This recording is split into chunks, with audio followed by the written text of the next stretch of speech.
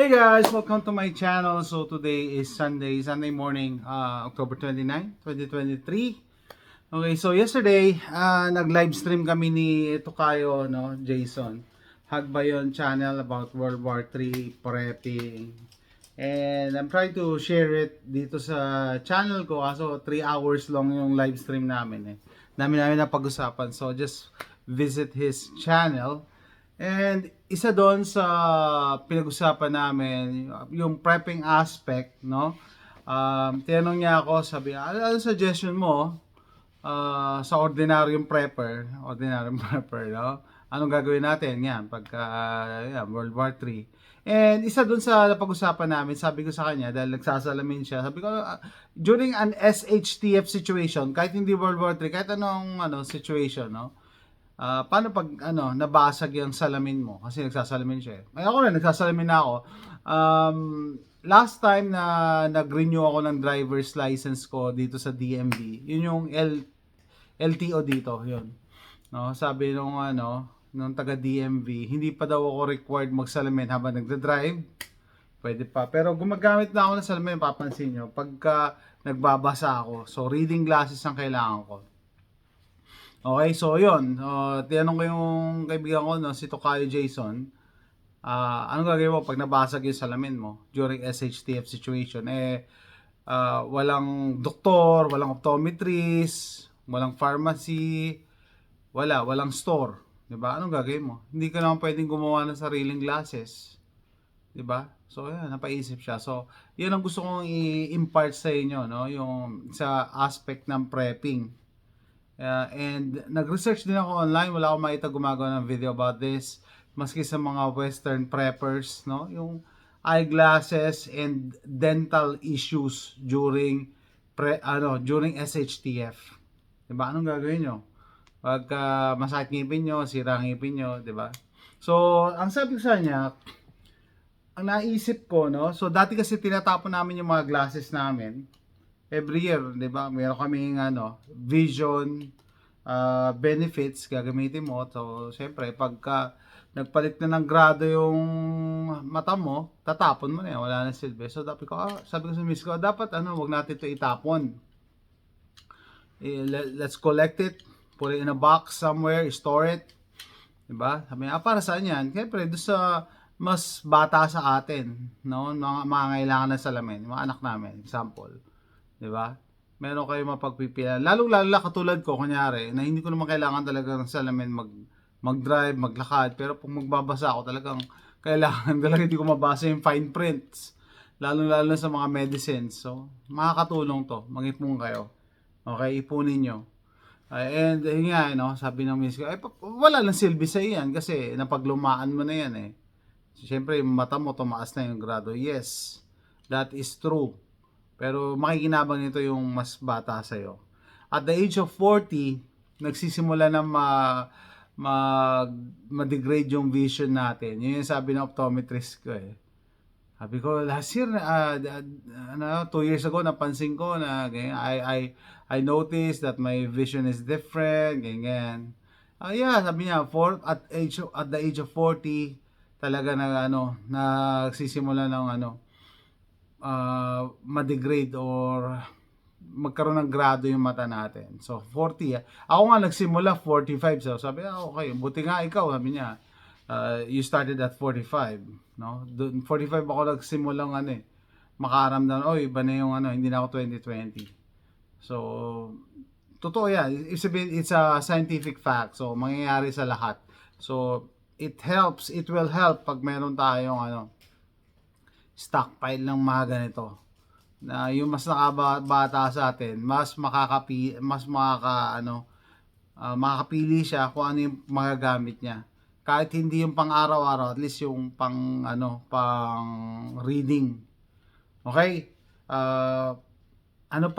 Pag bumibili ako ng reading glasses sa store like Walmart, Home Depot, Lowe's, nagbebenta sila ng reading glasses eh. Ang pinakamura is $9.99. So, $10 pinakamura. Pero pag bumili ka sa Amazon, may nabili ako sa Amazon, isang box, depende, $5, 5. Ito Pero itong binili ko, hindi yung pinakamura. $5, apat. $4.99. Apat. So, okay na. Kasi dito sa apat na to, bago to isa lang gagamitin ko. Bale, ito, ang binili ko dito, mas mataas na yung grado. 2.00. So, yung huli kong bili ng reading glass, 1.5. Ito, 2 na. Tapos yung tinesting ko to, para malakas pa para sa akin. Okay, sige. Store muna siya. Okay? Yung mata naman natin, hindi naman niya nag-i-improve lalo yan bumababa ang ang kalidad, pero tumataas ang grado. So ito, meron na akong safety na meron pa akong pang donate or whatever. Pero kasi ganun din kung bibili ako sa store $10, ito $4.99 apat. O di ito na. Meron pa akong extra. 'Di ba? So, ang plano ko, bibili pa ako ng yung pang 1.75. Baka 1.75 lang ang mata ko. Kasi sabi ko nga last na bili ko 1.5 So, baka 1.5 lang. Tapos ito na ako, meron na akong pang safety. Bakit? Ayun nga, napag-usapan natin. World War 3. World War 3 sasabihin ko, ilang beses ko ginawa sa video, it's imminent. Pero baka mamaya World War 3 na ngayon, di ba? So, the other day, nagbobombahan na yung Iran tsaka US. US saka Syria. Yung doon, yung airbase doon. So, ito yung ito yung isa sa naisip ko. Ang hirap kasi gumawa ng sarili mong salamin. It's hard to make your own glasses from scratch. Mas maganda mag-stockpile ka ng different grades or iba-ibang grado, 'di ba? Dental naman. So, a few weeks ago nag-camping kami. So, 2 weeks ago nag-camping kami sa Goliad State Park. So, yung park ranger doon in-explain ng mga sinaunang tao doon sa mission na 'yon, no? Yung mga una-unang Indians na nakatira doon, dinidikdik nila yung mga pagkain nila, yung mga nuts. Yung pandikdik daw nila, dapat makinis, walang basag yung bato. Dapat buo yung bato, walang basag. Bakit? Kasi pag may basag, malaki yung possibility na may masamang bato doon sa dinidikdik nila. And pag may nasamang bato at nakagat nila yon, sira ang ngipin nila. And at that time, during those times, pag may sira ang ngipin mo, parang death sentence na. Pwede ka na mamatay. Sabi, talaga, sira lang yung ngipin. Yeah, kasi noong unang panahon, wala silang knowledge about dentistry, dental works, dental health. Wala silang knowledge, hindi nila alam. Alam na nila sa sakit. Tapos kung pababayaan mo yan, may infect. Alam nyo ba yan? Pag na-infect ang dito sa ngipin nyo, pwede dumiretso sa puso nyo, patay kayo. So during those times, pag yung pandikdik daw nila, mortar and pestle, pag may basag, tinatapon na nila yan. Hindi nila gagamitin na may tama yung pandikdik. They don't want to risk it kasi pwede kang mamatay. So in terms of dental health, ito in-order ko naman to sa eBay. Ito, bigyan ko na suggestion si pare. Yun na, mag-ingat kayo. Makalabas na kasi ito. Yan, nakalabas na kasi itong pick. Okay lang. So, isang set. Mag-ingat kayo. Ayan, probe set. Bumili ako nito. Medyo matalim dapat. Mas maganda. Lalagay ko nga ito sa pencil case. Bukas din yung talim. Talim. Probe set. Stainless steel siya na pangkut-kot sa ngipin just in case. Bakit stainless steel hindi plastic? Kasi syempre yung stainless steel, it will last longer compared sa plastic. Yung plastic pwedeng mainitan, basa, mabali. Ito habang buhay na to magagamit. No? Magagamit mo. Ingat lang kayo, matalim. No? Matalim. Yan. Bumili ako ng probe set or pick set. Yan, example. Ang tanggal nyo ng mga plaque in the future. Pero kung sakali gagamitin nyo to, on your own, no? dapat i-sanitize nyo muna to or sterilize. Pakuluan nyo muna. Hindi pwedeng diretso kasi mag-i-introduce kayo. So, sabi ko nga lang naman to, pang emergency situation lang. Pag SHTF na, wala nang mga doktor, dentista.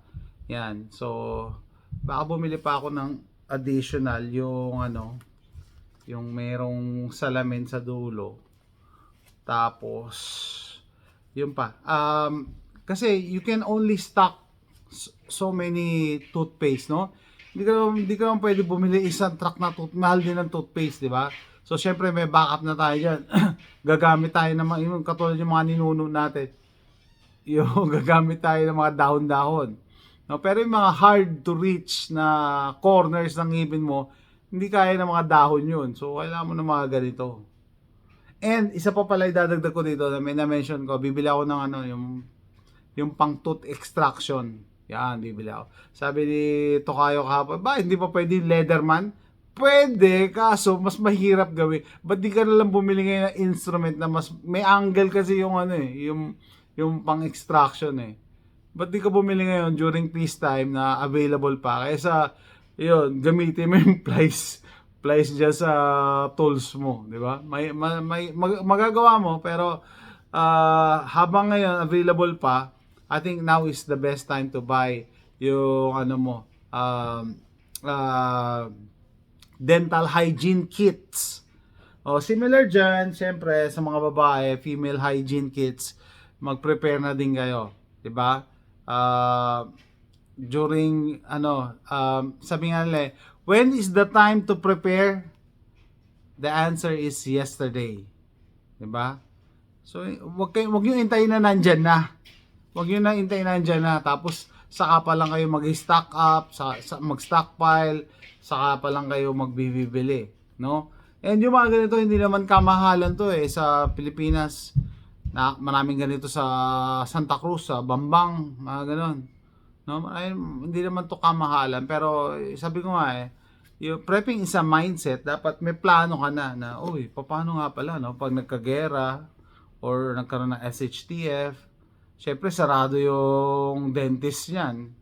Paano yun pag may masakit ngipin mo, di ba? And ito pa, no? Prevention is better than cure during SHTF, no? Huwag kayong matutulog na maduming ngipin nyo. Pagsisisihan nyo yan, di ba? So, dapat palagi malinis ang ngipin bago matulog. Kasi the moment na sumakit yan, ako, mahirap magagilap na antibiotic, mahirap maghanap ng mga ganito, panlinis, di ba? So, huwag yung intayin. So, dapat yung regular hygiene palagi nyo mine-maintain. So, similar din sa ibang types of hygiene, yung feminine care, dapat na may plano din kayo, no, for that situation. So, that's it guys. Hopefully nakatulong sa inyo prepping aspect. May nagtanong kasi sa akin, anong preparations natin for World War III. Ito, example nito, not only for World War III, but in any other SHTF situation, applicable yung shinare ko today. So, that's it guys. Thanks for watching. Bye.